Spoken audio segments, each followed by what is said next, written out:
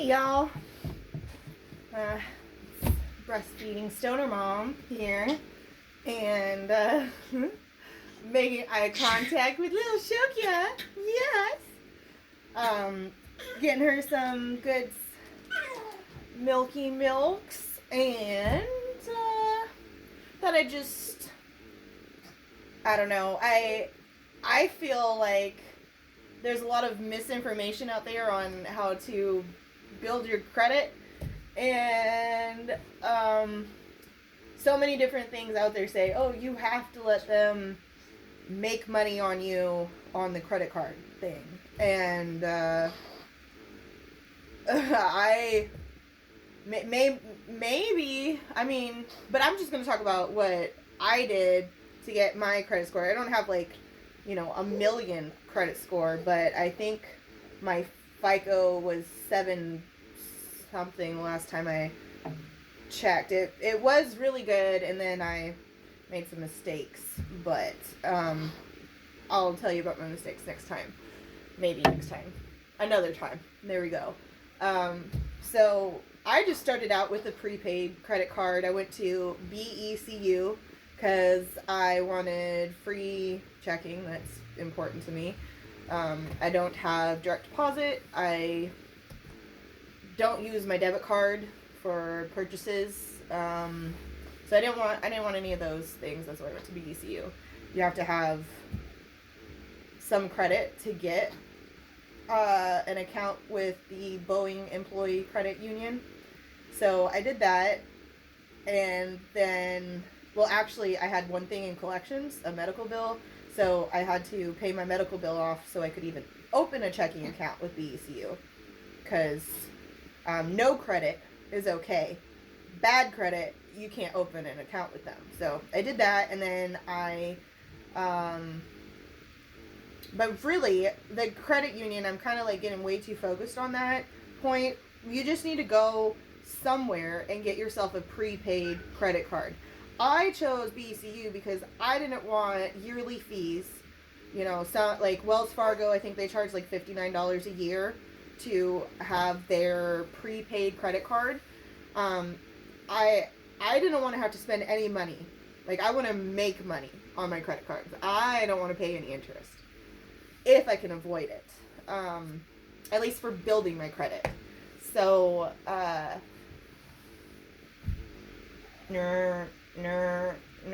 feel like I should be going unless, like, I should be like speaking in some cow language. I feel like a cow. It's okay. I want to normalize breastfeeding, so I want this to be a normal thing, and maybe next time my chair will be fully done, I'm going to do some more different things on it, so stay tuned for that too. Got the prepaid credit card, $300. After a year, I had it changed into a regular credit card. So I paid $300, got the credit card, and I only spent maybe $5 or $10 a month on it. And then I paid it off every single month. You don't want to spend more than 30% of your limit. Though, honestly, if you're building your credit, you don't want to be using your credit. You want to get credit and have it there to look pretty. You don't want it to be doing its job, because when you use your credit for its job, it actually makes it go down. So to be building it, you want it to look pretty. So, oh, look at that pretty little $300 in my credit card. Aw, ooh, I know I could buy this and buy that. No. Bad, Julie. No. You're not. Oh, but I think I just ran out of milk. So, all right, well, that's the only thing I'm getting from the store. So I'm going to use my credit card and swipe the milk on there. Or, I really, I could pay this cash for my McDonald's. It's only like $15 or $5, whatever. But I'm going to charge this on my credit card instead. And then that'd be it. One charge a month. That's it. You don't want to be racking up your card. Like I said, you use it, you lose it.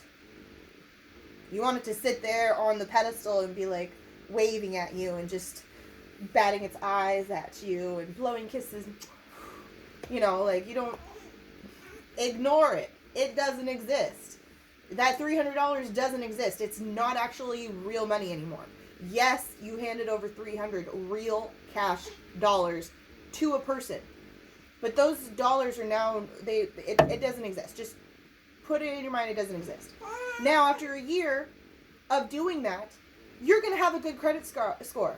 It's not going to be a hefty credit portfolio. Like, you're not going to have a lot of baggage, right? You're going to have a pretty light suitcase because the only thing you have packed away is this one prepaid credit card. And a prepaid, big whoop-de-doo. Instead, after a year, you're going to take that prepaid and then you're going to turn it into a real credit card. And all you got to do is call up the bank and say, I would like to apply for a standard credit card or a standardized, or to transfer my prepaid into a regular credit card. They'll know exactly what to do. They'll help you through the steps. You can go into the bank, whatever. I just made the phone call. And once you get that real credit card, then you still do the same thing. I mean, why would you want to max it out? That's dumb. No offense, but it is. Like, you max out your credit card and then what? Now it's maxed out and now you have another debt to pay. Like, why did you do that? You don't act on impulse. Just ignore it. Pretend it doesn't exist. The only purpose there is for that one thing. And then once a year has gone by, then it's like you saved $300, because once you call and you say, hey, please relinquish my $300 by giving me a regular credit card, and you'll be approved if you follow my advice. If you go off and do your own thing, then that's okay. I mean, you've been doing your own thing. You know, it's all right. Just, you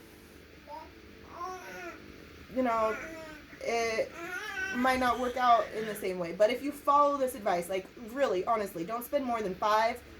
I wouldn't even say 15, but like $5 to $10 on it, and then pay that off every month. Every month. They don't need to make $1 on you. Not a single dime. I've learned how to build my credit from people who have good credit scores. Consider the source of your information. If the person telling you you need to let them make money on you to build your credit, and they don't have a very good credit score, then, you know, consider the source.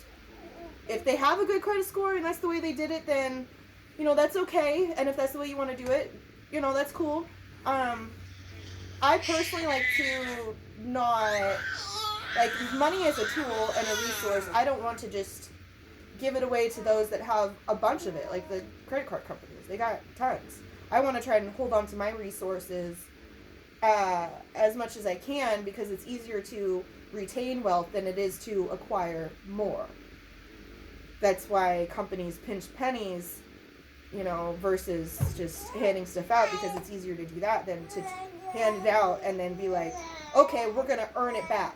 I'm going to make this back. I'm going to earn it back. I'm going to hustle hard. I'm going to hit the grind. I'm going to hit the streets, and I'm going to rack this back up. Dude, why? You just took a loss for nothing. Like, you took a loss on putting money in somebody else's pocket, building somebody else's dream, wearing somebody else's name on your shirt, on your pants. I mean, why aren't you wearing your own name? You know, but that's totally something different. If that's not something that's important to you, that's totally okay too, because, you know, not everybody needs to be going that direction. I'm such a scatterbrain. Anyway, that's how I built my credit, is I took a prepaid credit card. I used it for a year. I applied for a new one. I got my money back, put it back in the bank, and then I slowly added new cards, but I added cards that would pay me. Like, I have one credit card that I earned over 400 and something dollars for 2018, and then for 2019 I think I'm close to like 500 and something, just for my cash back options on there. So I use that instead of cash for things, because now I've gotten to a point where by me having my credit card, I actually can have more in my life than what I have the complete means to provide, but I'm doing it in a way that isn't costing me money. I'm still earning money on my credit card, but that's like leveling stuff. So if you're just starting, this is how you do it. You do a prepaid, you don't charge very much on it, and you pay it off every single month. And you'll get approved for the car loans, at like a 3.25% interest rate on a used vehicle. You'll get approved for that apartment you've been trying to get into, but you couldn't get into it. You'll get approved for a bunch of things that are, first level. Far as if you're trying to buy a home, I'm not an expert in that realm, so I'm not gonna really talk on that until I know more.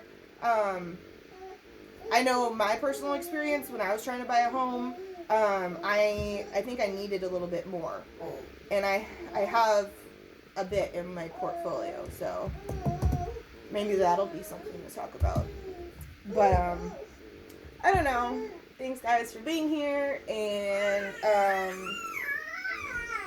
hanging out with me while I'm milking the tits, and yeah, so I'll see you guys soon. With love, y'all.